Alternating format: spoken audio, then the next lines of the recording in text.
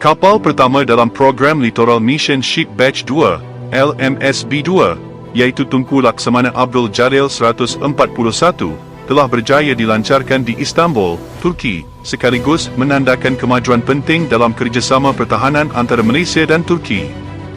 Perkembangan ini dilaporkan oleh Malaysia Military Review, yang menyatakan bahawa kapal tersebut merupakan unit pertama daripada 3 buah korvet yang sedang dibina khusus untuk Tentera Laut Diraja Malaysia, TLDM. Projek pembinaan ini diketuai oleh Syarikat Pertahanan Turki, STM, selaku kontraktor utama yang bertanggungjawab terhadap keseluruhan pelaksanaan projek, daripada peringkat reka bentuk hingga penyerahan akhir. Penyerahan kapal pertama ini dijangka akan dilaksanakan sebelum penghujung tahun 2027, selaras dengan jadual yang telah dirancang di bawah program LMS Batch 2. Kerja-kerja pembinaan ketiga-tiga korvet ini telah dimulakan secara rasmi pada Disember 2024, bermula dengan majlis pemotongan besi sebagai simbol permulaan pembinaan fizikal kapal. Majlis tersebut telah diadakan di limbungan Istanbul Deniz Cilik Hef Deniz, yang menjadi lokasi utama pembinaan kapal-kapal berkenaan.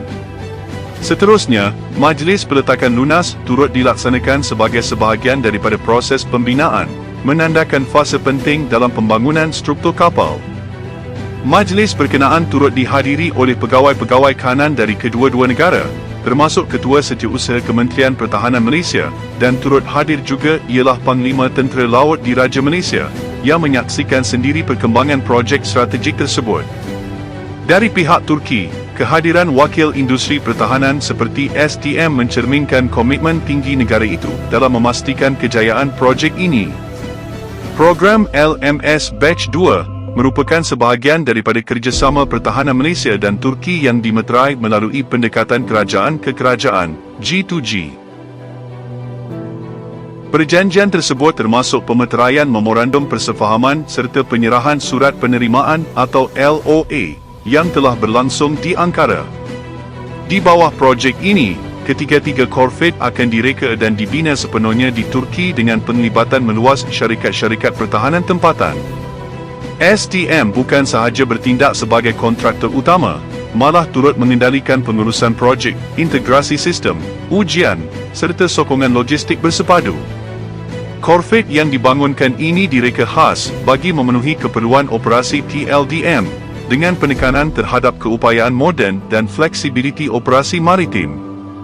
Dari segi spesifikasi, kapal ini mempunyai panjang sekitar 99.56 meter dan berat kira-kira 2,500 tan. Ia mampu mencapai kelajuan maksimum sehingga 26 knot, serta dilengkapi dengan platform pendaratan helikopter bagi menyokong operasi udara laut. Selain itu, kapal ini turut dilengkapi dengan pelbagai sistem persenjataan dan sensor canggih, termasuk peluru berpandu anti-kapal, peluru berpandu udara ke udara, radar pencarian, dan sistem pengurusan yang amat moden.